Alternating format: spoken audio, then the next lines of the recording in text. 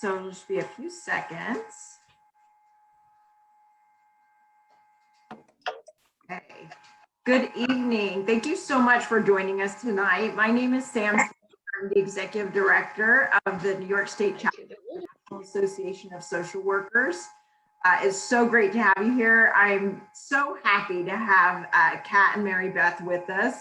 This is all about you tonight. It's all about providing self-care and a gift to social workers during Social Work Month. So I really hope you enjoy this and that you get something out of it and you're able to relax afterwards. So I'm gonna immediately hand it over to Amelia and she'll tell you how to interact with us, and then we'll be quiet and get right to Kat and Mary Beth. Thank you. Thanks. Awesome. Thank you everyone again for joining us. We are so excited to be able to offer some self-care for social workers in Social Work Month. I hope everyone prior to this has found some time to rest and reprieve and relax, refresh, all those R words, I guess.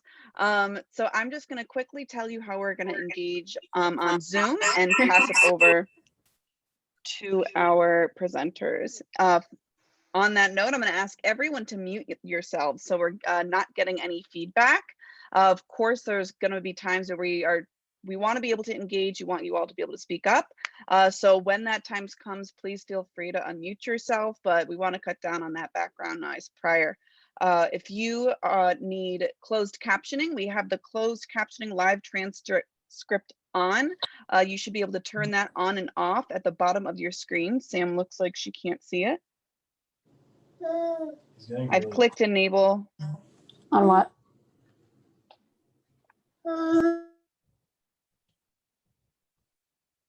Right, I'm gonna make Sam co-host so she can help me figure that out. And continue talking, sorry. So the other way that you can interact with us is the chat box. While our presenters are speaking, we might not be the place to speak up, but we're going to invite you to make comments, provide some feedback in that chat box. While we're talking about that, I'm just going to ask, why is everyone joining us tonight? If you could put it in that chat box. Why did you join us? Any feelings that you're having? Anything that you hope to get out of this session? Or where you're joining us from? We'd love to connect with you a little bit as we start the meeting. The next thing I'm going to point out just is that reactions. You can hover over the reactions and give us something like a clap. We have thumbs up, a heart. I'm sure that there's all going to be moments during this presentation that those will be appropriate. So other than that, the last thing I want to mention is this is not a CE opportunity. We do have many CE programs available, including a free CE conference for 7.5 free CEs, where our presenters will also be joining us again. I will put into the chat box. However, this is not a CE program, and we want to be very clear about that. So that is all the time I'm going to take up. I'm going to hand it over to two social workers with us tonight, Mary Beth DeSario and Kat Capowski, for our presentation. Thank you so much. Thank you. We were just commenting before that it's strange to see two people next to each other without masks on, but we're both fully vaccinated. We're very lucky, and we have been in a pod together. So we're able to do this, and we're grateful because we can be in community. It's a different world out there, and I'm seeing some comments that people are joining because it's been a heck of a year and they're still processing issues. So we're here to hopefully help you get into to learn some skills for how to do that, how to kind of take care of yourself in this difficult time. Yeah, I'm gonna just say thank you for joining, for showing up for yourself, because it's very easy to join these presentations and to think, what I'm gonna learn for my clients, or I want to get this training for other, what I can do for other people. And tonight is really about what we can do for ourselves. And so carving out this little bit of time, and of course, some of the things we'll teach will be helpful for clients, but can we really just acknowledge that we also need this for ourselves as well, and that we deserve a good quality of life, and we deserve self-care, and we deserve to feel good. Yeah. Thanks for being here. So I think I'm able to share my screen. So I'm going to do that and try to turn it into slideshow.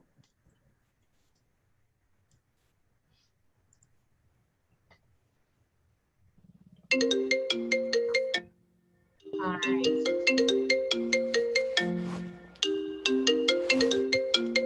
No, that's not us. All right. So we were just introduced. My name is Kat. I'm a social worker at the VA in Albany, and also a yoga teacher and Qigong practitioner and mindfulness practitioner. And Mary Beth and I have been doing that work together for several years here. Professionally and also personally, we meet outside and do this kind of self-care together. So that's why we're doing this together. So the benefits of our work, we'll just get started here. For those of you who are here, who are social workers, know that we have so many rewards of this work that we do. We make a difference. We can be there for other people. We can show up for others to support them. And that's all really important. We also need to take care of ourselves, like we mentioned before. So what we're going to talk about, like Mary Beth said, is going to be hopefully some skills and tools that you can use for yourself. And I think what's really important to remember too is when we take time to take care of ourselves, we can then have more energy and ability to be there for our clients in a more refreshed and kind of new way. And so we're hoping that you can also get that out of our training today. Obviously, as much as we have the challenges and we have benefits to our work, we also have lots of challenges, and just want to take a moment to just acknowledge that, and especially this past year, I think someone wrote in the chat box about this past year in processing. And so in many ways, we can have challenges from work overload and administration requirements and demands and exposure to hazards, thinking of COVID, particularly this past year. Kat and I work in a hospital, and so we've been here working with clients and, having that as well, worried about our families and bringing things back, and also just being present to others in really challenging moments in their life, and in some of their best moments in their life, but also in some of their biggest moments of challenge. And so, when we were looking at some studies about burnout, just over 50% of frontline healthcare workers have identified experiencing symptoms of burnout at some point during their career, and that's pretty high. And it's after controlling for other work hours and other factors. And so, I think it can come out in a variety of ways for us, physically in headaches or GI issues or insomnia, but it can also come out emotionally, feeling hopeless or difficulties with self-esteem or being really critical of ourselves. And so, as much as we latch on and hold on to the rewards, we also have to acknowledge there is some challenges with our work as well. Yeah, and one thing, I don't think it's not necessarily on this slide, but you probably heard of the expression vicarious trauma, compassion fatigue, right? These are all real things that happen. And so just taking a moment also to think about your work culture. We're all coming from different places. We're all social workers working in different areas. And I wish we had time to kind of find out from all of you, where you're coming from, but just thinking to yourself right now, or even writing in the chat box if you like, are you in a work culture where there's some expectation or even reinforcement to work through lunch? We sometimes get kudos from peers or supervisors if we're like working late hours or working on weekends when it's not necessarily our scheduled time to work, going above and beyond for our clients. We can be great advocates in that way, but then we can also get really burned out if we don't set boundaries for self-care. So just thinking about the culture you're working in, and does it support self-care actively? Passively, maybe say, oh, good, take a break, but not really create time in your schedule to do that. So it's just important as we're talking today to just really think thoughtfully about where you're working and what that culture is like, And I think one of the things that we wanted to look at too was around, this past year, it's been a long year for a lot of reasons, between COVID-19, social isolation, physical isolation. I'm feeling very fortunate sitting here with Kat, but there's been a lot of isolation from family and friends, and social and political unrest. And so as we sit with that ourselves. You know, our clients are bringing that to us, and we're expected to kind of sit and be present to them as well. But then we're also we're experiencing it in a parallel process. So when they're talking about being worried about their family members or elderly parents or their children, we're also experiencing that too at the very same time. And so we're holding space not just for them, but also for us, and trying to work through and process our feelings about it at the same exact time that we're also expected to sit and bear witness and help others work through it as well.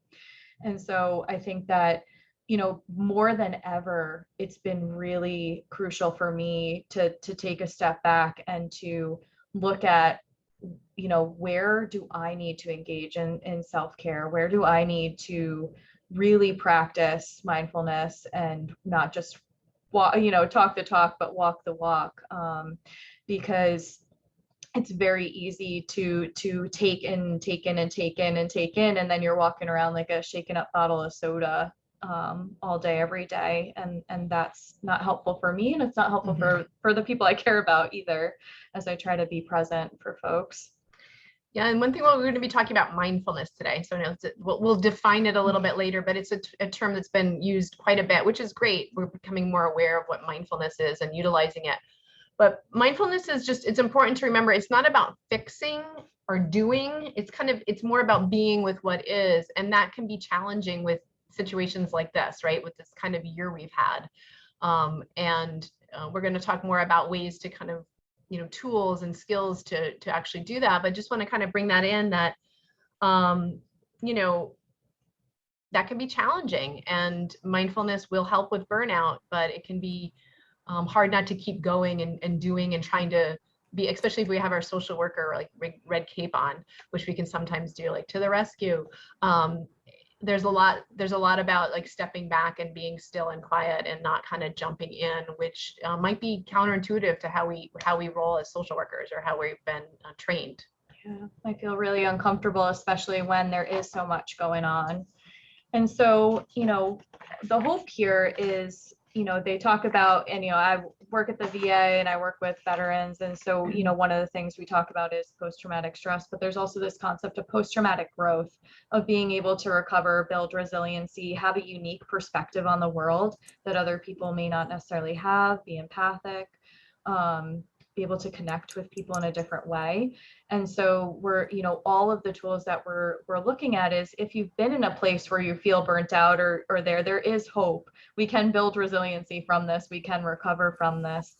And I think that's an important message to know too, is that, you know, even if you're sitting here in a space where you're like, I'm so tapped out, my bank account is empty, you know, hopefully we can give you some tools to help with that. Because I think that, you know, there is hope there in this recovery and building resiliency and having tools to do so. And I'm just going to read a quote from John Kabat-Zinn. It's his definition of mindfulness. And mindfulness is awareness that arises through paying attention on purpose in the present moment, non-judgmentally. So I'm going to say it again. Mindfulness is awareness that arises through paying attention on purpose in the present moment, non-judgmentally. I think of being where our feet are, right? If our head is 17 other places, but our feet are in our room with our partner, in a room with our child, or in a room with a friend, you know, trying to really be where our feet are and not being judgmental when that doesn't happen, when we are, you know, drifting from here, there, and everywhere. So I like this quote, if your compassion does not include yourself, it is incomplete. There's another one I found recently that I really appreciated. And I think as social workers and caregivers, we could probably relate to this. And it's by Audre Lorde. And caring for myself is not self-indulgence, it is self-preservation. So I think we can kind of get into this mindset sometimes that prioritizing our well-being can feel indulgent, or we don't have time for that. We have to care for other people. So I like the idea of it being about self-preservation, just being able to keep going and maintaining and thriving instead of just surviving. So we mentioned, I think here we're going to kind of talk a little bit about our personal experience with mindfulness tools that we benefited from ourselves, just kind of briefly before we get into our more of our training, because it's been helpful for us on personal level. We kind of, Mary Beth and I often say to when we run groups with veterans, we don't teach you what we don't also practice. And so we really take that seriously and kind of bring in our own experience, which can be helpful when veterans are struggling with, I can't pay attention, or my mind keeps wandering, or I can't follow that breath. And we say, we know, we've been there. We were there yesterday in our practice. And so it's really a joining of as well. And you can do that in a really transparent and honest way if you're doing the practices as well. So just briefly, and then I'll let Mary Beth kind of go. I mentioned before, I'm a yoga teacher and a Qigong teacher and practitioner, and mindfulness practitioner, meditation as well. And I think for me, what's been most helpful, especially a newer training for me, is Qigong. I've been doing yoga for many years, but starting to take Qigong training and going to start bringing it into the VA. We also do it in some of our groups already here. I think what's helped me most with that is letting go of energy that doesn't belong to me, which is also something we can do with breathing and yoga, but kind of related, I think, to setting boundaries with folks that we're working with, and not taking the energy of our patients or clients home with us, especially when there's a lot of trauma or distress going on. So me kind of being able to just do 2 or 3 minutes even of some movements. That's why when we show you some brief skills later, it's really great if you can learn how to integrate 1 or 2 small things for short periods of time into your day. It could probably help with kind of realigning yourself with your own center, getting grounded in the moment and being connected to yourself.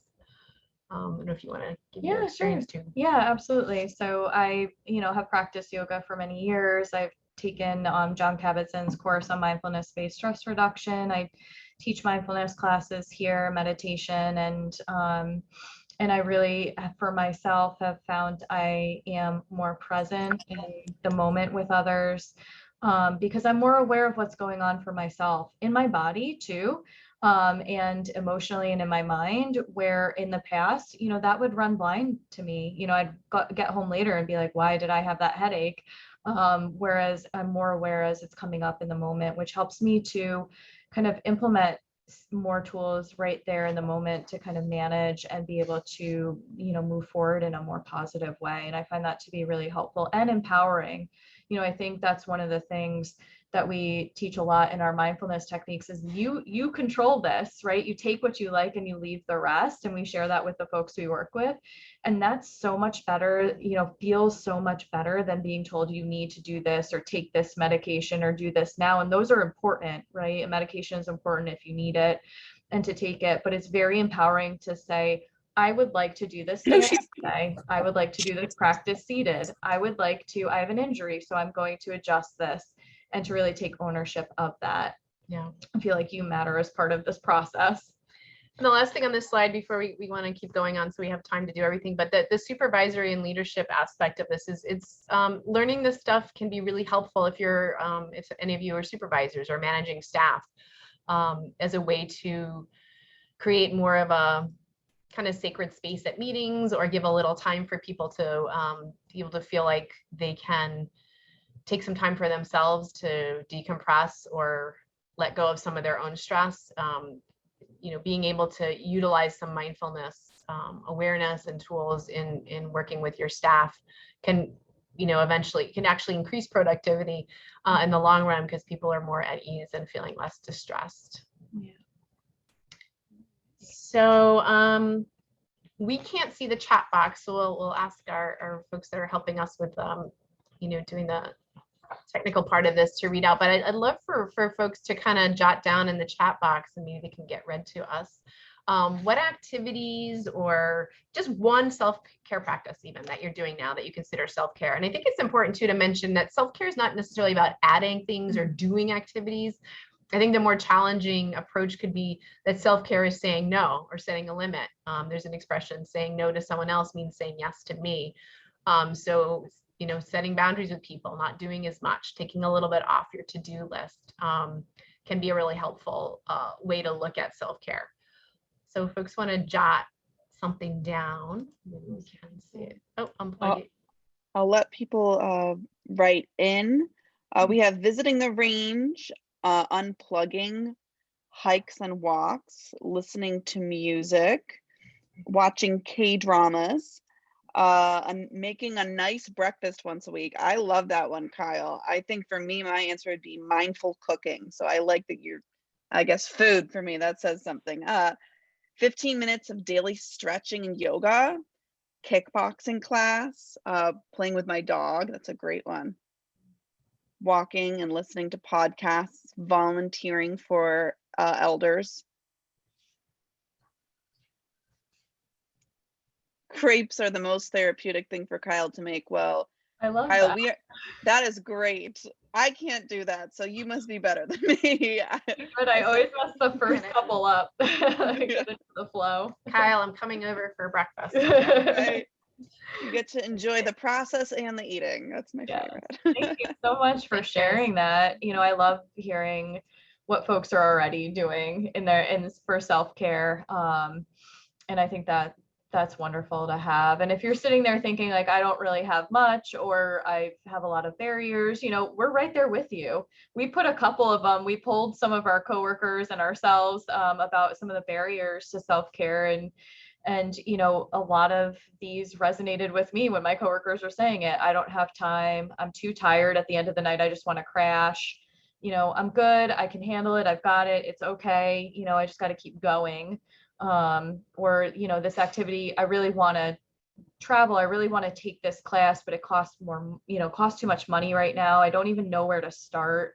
Or like Kat mentioned, it's hard to say no to others. And so, you know, maybe you can type in the chat box a little bit what your biggest barrier to self-care is right now. If you had to reflect on what is your barrier? Where do you get stuck in carving out time for yourself?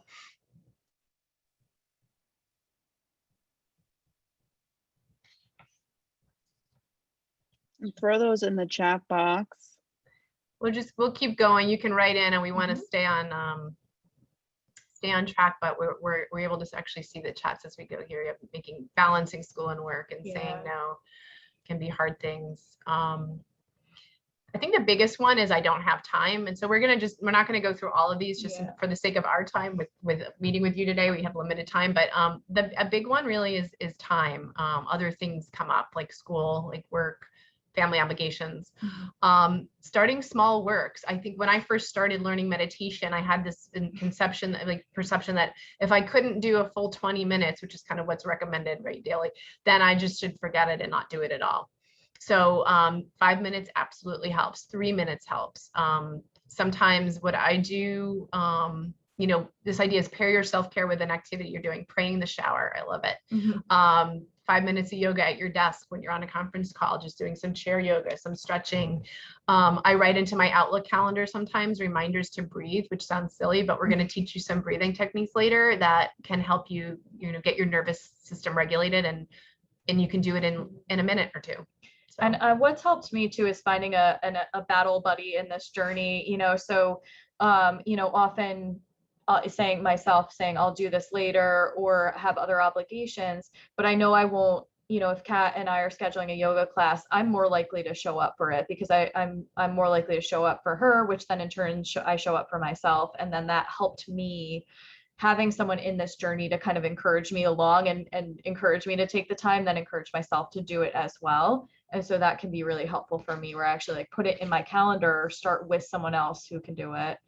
And so ultimately, we're going to offer a couple of options, but you know, our biggest takeaway from today is finding what works for you, what brings you joy, right? Not what you should be doing, right? Yeah. We talk about self-care, and sometimes, you know, either veterans we work with or colleagues will say something like, well, I should be, you know, running every day, or I've heard it's really good to do like hardcore yoga, and then we're like, well, do you think that's something that's interesting to you, or have you tried that before and it brought you joy? And like, no, but you know, there's an expression, don't shit on yourself.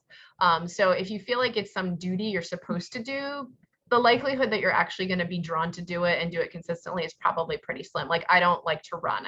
I'm not a runner. So if I put that on my list, it would be ridiculous because I would never do it. And then I'd feel badly for not doing it. So find things that matter to you, that bring you a sense of joy and pleasure. Yeah, it doesn't matter what it is, as long as you love doing it. And that's the most important important piece, not how anyone else practices their self-care. Yeah. I love someone put something about art there. Yes. Yeah, really great to tap into creativity, for sure. Just briefly, the whole health model at the VA is something that we've been utilizing. I think 2012 was when it kind of officially got going. But Mary Beth and I, the groups we run, really are in this area with mindfulness and meditation and therapeutic journaling and yoga. And what's great about it is actually the motto for whole health is what matters to you is important, not what is the matter with you. So it's about what matters to you, what's important to you. That's what we ask our veterans. And it's not a what is the matter with you, what's wrong. So it's not a deficit-based model, and it's not kind of diagnostic model in terms of going by the diagnosis. It's like, what's important to you? What brings you joy? What are things you find pleasure in? And we look at a really holistic sense, looking at work environment, relationship, eating, diet, and spirituality, which is really important, and I think can get overlooked quite often in our field, because it doesn't mean religion necessarily. It could be, but I think some folks kind of shy away from spirituality, concerned that it's just about religion, but it's broader than that. And this is the model we actually show this diagram to folks we work with, and you can see there the different pieces, like working your body, power your mind, spirit and soul. And we actually have them identify which part would they want, what's going well, which part is working well for you right now, and where are your struggles, and where would you like to focus? So even just looking at this for ourselves can be helpful. I know for myself, when I take a look immediately and I'm like, ooh, working my body, I have been sitting at this computer. When I work and see clients face to face, I get up and I walk to the waiting room, and I get up and I move, and I have not been doing that as much. And so even just looking, my surroundings, right? I have these lights dim low because I have horrible overhead fluorescent lighting that gives me a headache. And so I think it just attunes us to, well, what is working? And is there any area right off the bat we know maybe we need to shift? Are we working in the same space that we used to do yoga in, and now it doesn't feel as comfortable anymore? So taking a look at this, maybe there's even one or two right now that's kind of standing out for you, and hey, this works, or hey, this isn't feeling good. Maybe this is a place to look right now. Yeah. So part of what we do with folks here is looking at our we call it a PHI, a personal health inventory. We're going to show this to you briefly, and hopefully you'll have access to these slides if you don't already, and you can kind of do this more at home. We ask about areas of physical well-being, mental, emotional well-being, and just day-to-day life, like life satisfaction.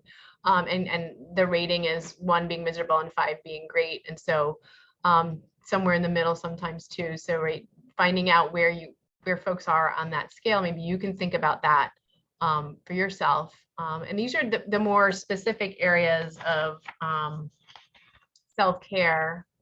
So we don't have time, unfortunately, to kind of go through this in detail, but if you're looking just kind of briefly at the different areas, moving the body, something Mary Beth mentioned, recharging, our nutrition and personal development, family, friends, and coworkers, spirit and soul, surroundings, power of the mind, all of these areas, if you can just maybe, if you want to put it in the chat box, great, or just for yourself, make a note, like what one of these am I doing well in? Like what one of these areas feels like I'm rocking it, like I'm definitely focusing on this. This is a great, really strong part of my self-care.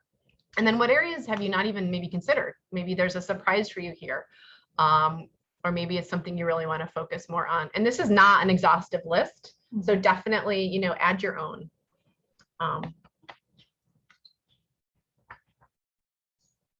Yeah. And these are just some questions. We run a therapeutic writing group too. And so Kat and we participate as well. So when we offer a journal prompt to folks, we will do the journaling too. And so, here are just some reflections for you as you move forward and in your week. What is your vision of your best possible self?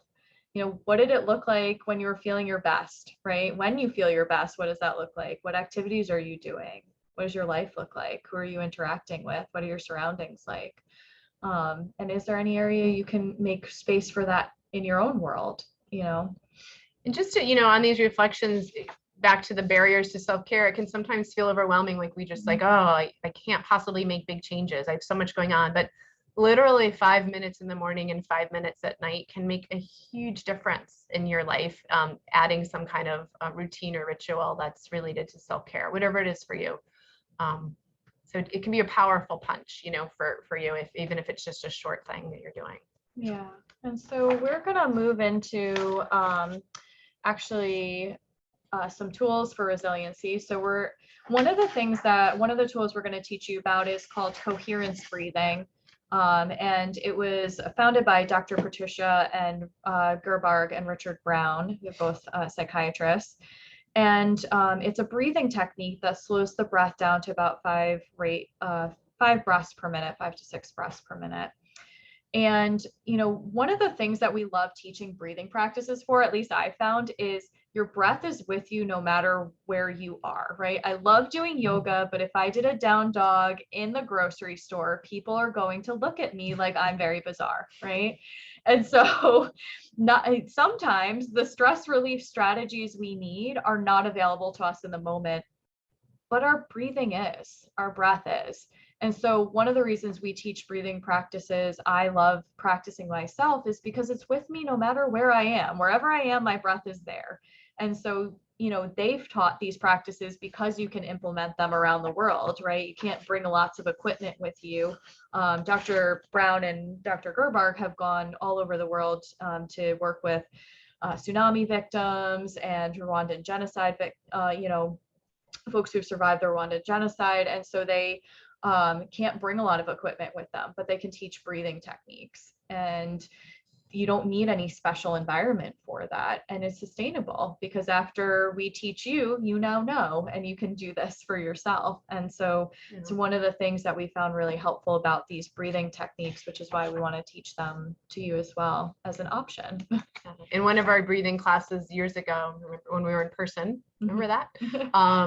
One of our veterans said that he was on a trip in Florida and a woman next to him was having a panic attack, and he actually taught her the coherent rate breath that he had learned in our group. And he felt so great about it because it really helped her in the moment. And it was just a beautiful thing for him to share with somebody else. So these things are contagious, right? We can help each other. Here's some benefits for the kind of breath body techniques we're going to be teaching and that we do today and that we already are working on with our veterans here. Sleep is a big one for many of us, I think. Our sleep has been really disrupted, especially this past year. Chronic pain, so physical pain can be much better with this breathing rate. Reported symptoms of PTSD, depression, and anxiety. Social connection gets better, and empowerment and self-esteem.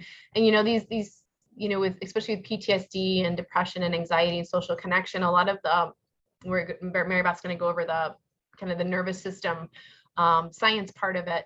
But basically, oxytocin is produced with this type of breathing that we're going to be doing, which helps with connection. One of the symptoms of PTSD is isolation. One of the symptoms of COVID right now, right, is isolation and disconnection. So you don't have to have a diagnosis of trauma for that. And a lot of these practices that we teach balance the nervous system, increase the parasympathetic nervous system, which is the rest digest part, which in turn helps folks be able to connect more readily with each other, which is a huge part of resiliency for all of us, and spirituality as well.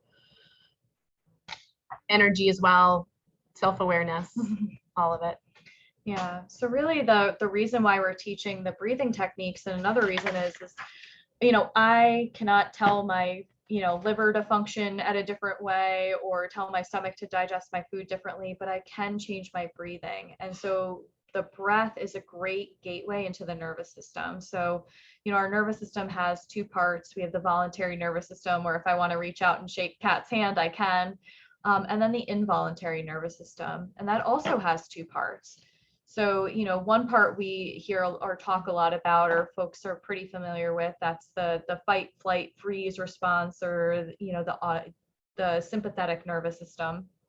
And that's the active part of our nervous system that drives us, motivates us to action. It's also the part that gets activated with, substance use, and with depression, with pain too, and inflammation. And so that part of the nervous system is important.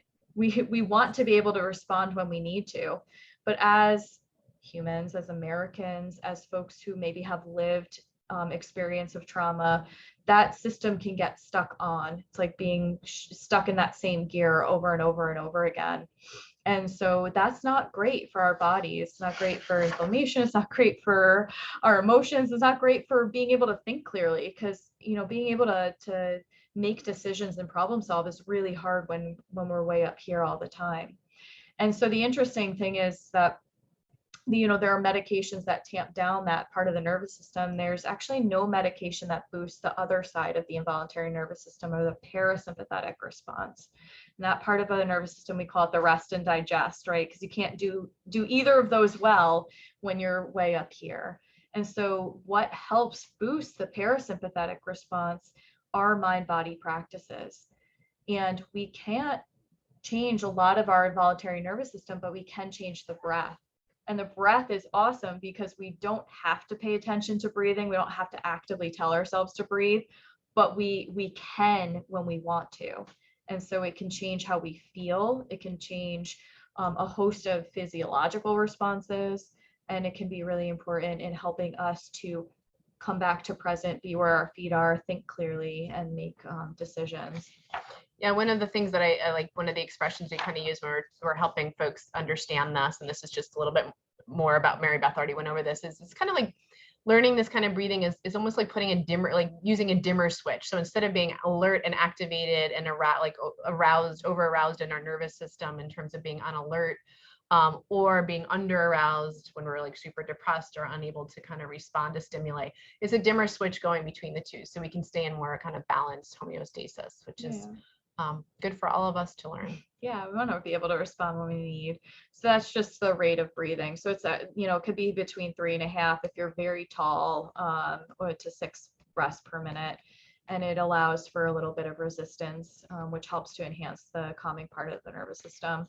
There have been lots of studies on why this works and how it works with different survivors of tsunamis and Vietnam veterans, 9/11, first responders. So they've been doing a lot of work on how it impacts, PTSD, anxiety, irritable bowel syndrome. So, if you're interested, there's references to how to access all of that.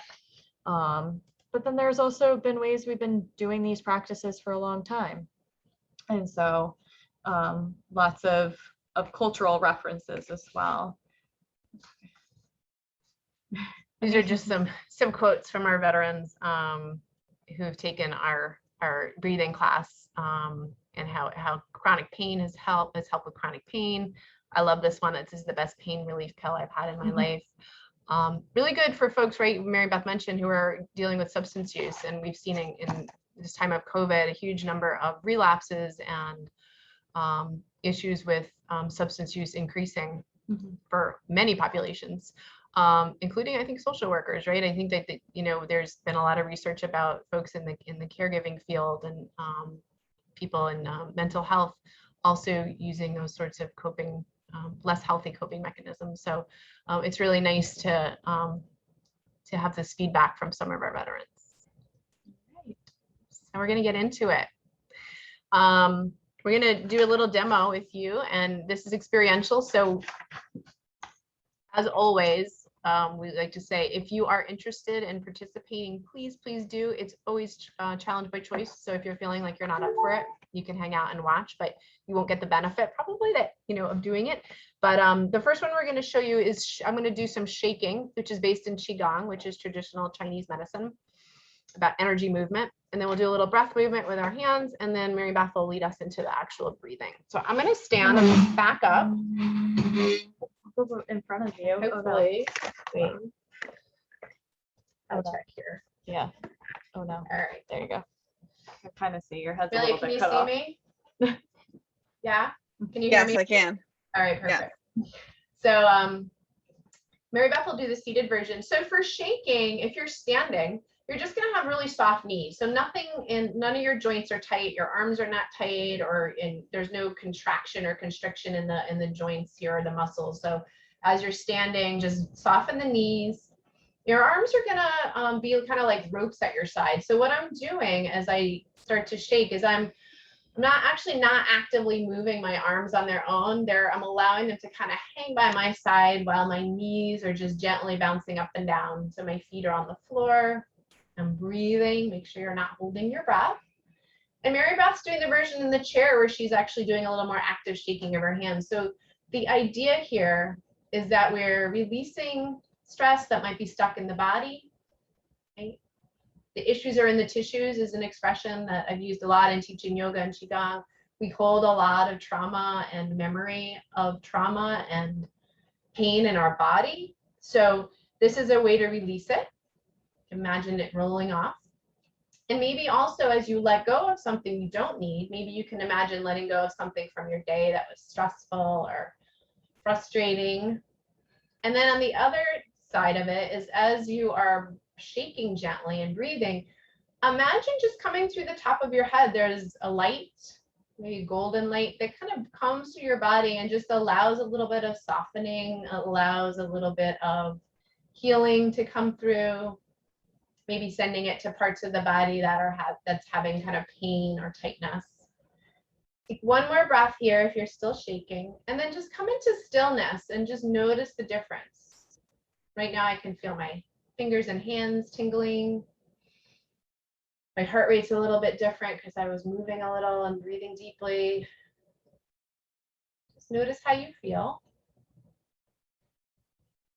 And then the next one we'll do is we're going to bring your hands in front of your lower belly or your palms facing each other. And what we're going to do is we're going to breathe with some movement. And this is a way to get us ready for this slower coherent breathing that Mary Beth will guide us in.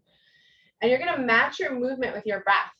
So as you inhale, see if you can bring your arms apart to whatever level is good for you. And as you exhale, hands come together. So if your shoulders are fine and your arms are feeling okay, you can inhale and even open all the way out if you like to the side. And then as you exhale, bringing hands back together. So matching your inhale with your arms moving apart and your exhale with hands coming back together. And as you're doing this, eyes can be open or closed. Maybe as you inhale, you feel your heart, your chest and lungs expand as they open up. And then as you exhale, a little bit of contraction or closing in. So just noticing the dynamics of your breathing in and out. Your mouth or your nose is fine for this one. Maybe one more. And then we're going to just switch really quickly to one more where we go up and down. So we'll just see what this feels like as we inhale, hands come up. Exhale, hands come down. Almost like you're painting something. See if you can do this without much effort and just ease in the face, ease in the hands and the arms. Maybe lifting up some energy from the earth with your hands as you inhale, and then as you exhale, letting go again, letting go of something that doesn't serve you today. We'll just do maybe two more here. If you can be with your body and breath in this moment. And then for the last one, then you'll just kind of come down and maybe bring your hands onto your lower belly if you're comfortable doing that, and just take a few breaths. Maybe as you breathe deeply, you feel your belly expanding and contracting. And then if you're standing, you can come back to your seat.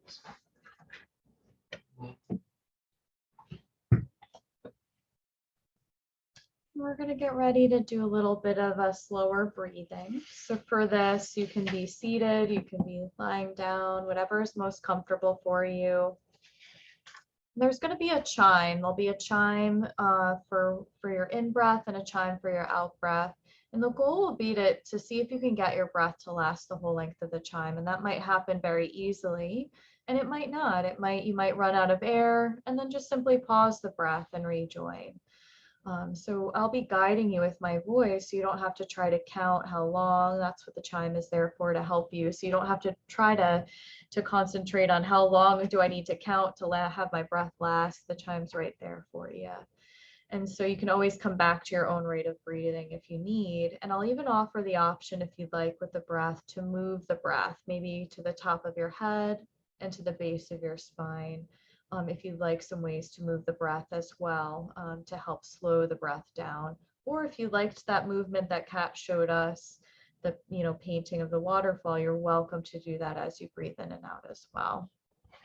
So you'll hear the chime start. And Amelia will give me a thumbs up if she can hear the chimes. Awesome, thank you. They get louder in a moment. It takes a little minute to hear. You'll just hear them right now. And just taking a moment to breathe in with the chime here. And breathe out without any pushing or forcing, just gentle breath. Breathing in. Breathing out, softening shoulders away from the ears. Breathing in, you can pause if you need. And gently breathing out. Breathing in freshness and healing. Breathing out any tension or tightness. Breathing in. Breathing out. You can move the breath if you'd like. Breathing in, imagine the breath moving like a wave to the top of the head. Breathing out, gentle breath to the base of the spine. Breathing in, breath flows gently to the top of the head. Breathing out, gentle breath to the base of the spine. Just a nice flow with the breath, or just breathing with the chime. You can always come back to your own comfortable rate of breathing.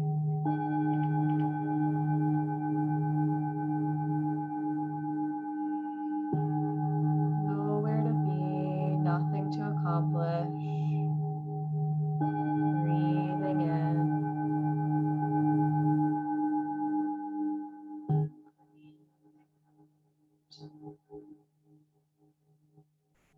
When your mind wanders, can you gently come back to the breath?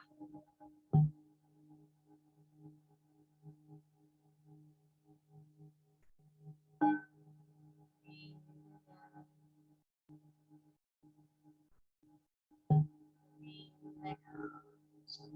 The last few breaths, if you'd like, you can even breathe in all the way to the top of the head. Breathe out. Imagine that breath flowing through the whole body and out through the feet. Breathing in, healing, refreshing breath through the whole body. Breathing out, gentle, effortless breath.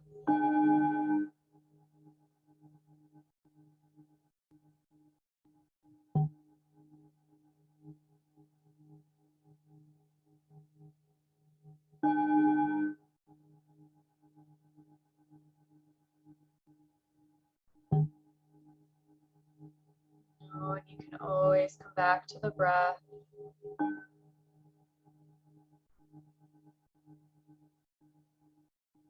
If you have any to-dos, anything you don't need right now, you can pick that back up later. Breathing in. Breathing out.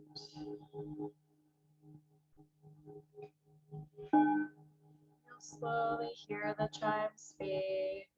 Come back to your own comfortable rate of breathing.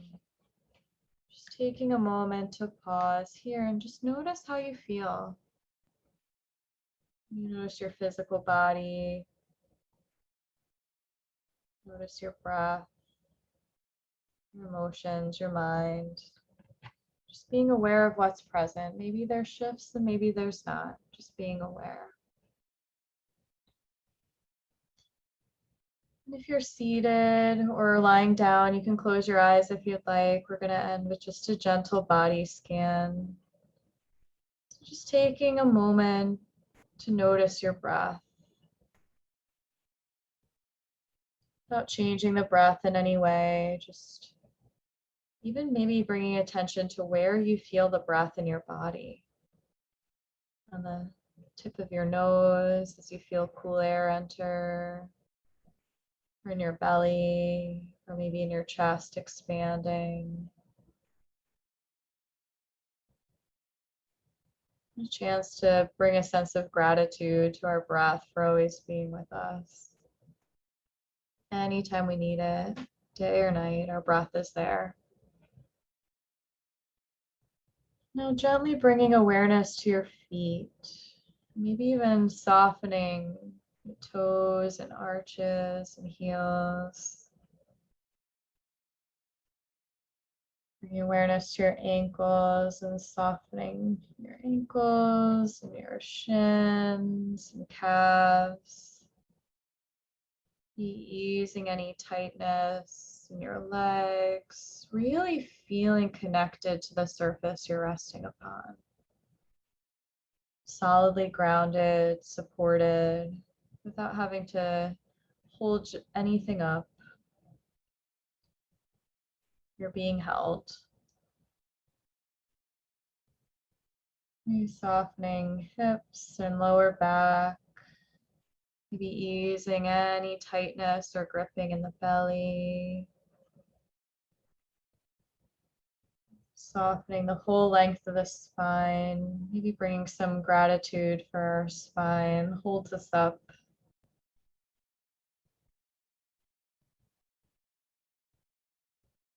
Allowing our spine to soften and ease wherever we're seated. Using our chest, still allowing space as we breathe in and breathe out at our own comfortable pace. Maybe taking a moment to soften shoulders away from ears, softening the arms all the way down to our hands, to the tips of our fingers. Maybe bringing awareness to our hands do so much for us. Writing, typing, creating art or gardening. Just softening all the space in the hands. Easing the neck, the jaw. You can even open the mouth and close the mouth a few times to ease the jaw. Softening around the cheeks and the eyes, all the way to the top of the head. Knowing you can come back to this space of treating ourselves with kindness, space of being present in the moment. Even if our mind wandered 16 times in the past minute, anytime you noticed your mind wandering or not being present, that's mindfulness. And maybe in honor of our all collective community here today, we can take a deep breath in through our nose and let it out with a sigh. Beautiful. One more like that. Deep breath in and out. Coming back to this space here and now. If your eyes were closed, you can open or stretch if you'd like. Yeah, do a little stretch. We wanted to do a little chair yoga too, but we don't have time to do all of the things. So if you want to just do a little stretch, and Mary Beth was talking about kind of gratitude for the spine. One thing that has been so well researched, and especially in the past few years, just in terms of the science connected to the benefits of gratitude practices. We could do like a whole 5-hour training on that probably. Even a gratitude journal or just starting small like that. The antidote oftentimes to stress or feeling overwhelmed or disconnected is cultivation of gratitude. And we probably talk to our clients about it, but do we do it ourselves, and do we have a practice for that? there's just so many resources out there for that as well. We're going to share some apps at the end. Right? Yep. Yeah, we'll share some resources that you can get those from. Yeah, but if you take nothing else, you know, you're worthy of having the quality of life you want to have. Each of you are amazing, awesome, wonderful practitioners in whatever work you're doing right now, and we're so happy that you carved out the time, and you're worthy of having a beautiful, happy life. And so we wanted to offer a couple of tools for yourself, but we hope that you find what brings you joy, no matter what it is. Oh, that's weird. So these are some ideas for apps. The Insight Timer Bowl is like blocking the rest, so we'll make sure you get we the don't know right what one. happened there. Not sure what happened. But even starting, ideas for starting your own practice. There's a free app called Insight Timer. I love it. I've had it on my phone for years. Here's the icon here's the right icon. on the screen. This is what it will look like. But you can, what's great about it, we're talking about barriers to self-care might be time. You can find thousands actually of meditations, like, oh, I just want a 5-minute meditation on anxiety. I want a 30-minute meditation on self-worth or affirmations. And so there's just tons of categories, and it can be helpful when you're starting out, especially to have somebody guide you. And I've been meditating for years, and there's plenty of days where I'm feeling so distracted and all over the place that I need to sit down and have somebody guiding me so I don't jump out of my chair. So I just really, really urge and suggest that you kind of check out some of these Insight Timer and these other ones that are here. Breathe to Relax is a wonderful one to teach you how to breathe more mindfully, to access that nervous system regulation that we talked about. Yep, absolutely. So we'll stop sharing our screen so we can answer any questions. Thank you, Mary Jo. Thanks, Mary Jo. If anyone wants to unmute themselves to engage in conversation or questions, please feel free. You can also put that into the chat box, but I think it's best when we hear each other's voices.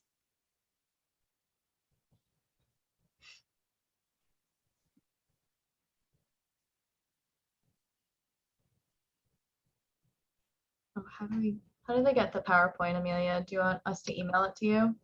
Yes, that would be great. Do that. Thank you. You want to hear our voices, so I'll talk. Thank you. Of I course. love hearing more Thanks for voices. being here. Thanks for being here. Awesome. I just want to thank everyone again for joining us, and especially for our leaders of tonight. I found it incredibly powerful for myself, and I rarely take the time to actually engage when we do these presentations, and I did, and I just know I need to do stuff like that more. So I just want to, oh, Sam. We actually have a question that his mic's not working. Joseph says, I appreciate this very much. How do you stay consistent with meditation? That's a great question, because I think we're all human, and so we are on this path and we start and then we find ourselves wandering off. And so I can share what I've helped with consistency with me, and then maybe Kat can share. For myself, I started with pairing. I wrote the one with the pairing the activity you already do, so praying in the shower. So I started building the consistency by starting around an activity I was already doing. And then I really noticed the benefits of that. And so then I was able to then carve out some time doing that. If you always brush your teeth every morning, can you take 5 deep breaths when you brush your teeth, right? Because you already are doing that activity. It can be helpful as well. And I think, then when I stopped doing it, I noticed, oh man, I actually was getting a lot of benefits from it. And then it encouraged me to start again. And Kat can share if she has anything that's helpful for her. I think too, Joseph, is creating a space, and it doesn't need to be some big fancy whole room, because I don't have that kind of, a little corner of a room, a little area that has some meaning to you, where you can have a chair or a pillow on the floor, or a picture of something that reminds you to take care of yourself, and maybe a picture of a loved one or a flower or anything. Any kind of symbol sometimes can be helpful. So just having a kind of a dedicated space. We talked about surroundings as being part of the self-care, and creating space to go to meditate can be a helpful way to get there. That's what I have found. Yeah, it looks like very consistent for 2 years and then fell off. Yeah, because we're human and we do, and sometimes we find ourselves kind of veering off the path. And so hopefully this was a good catalyst to maybe get back on. So happy to hear you're gonna get back into it.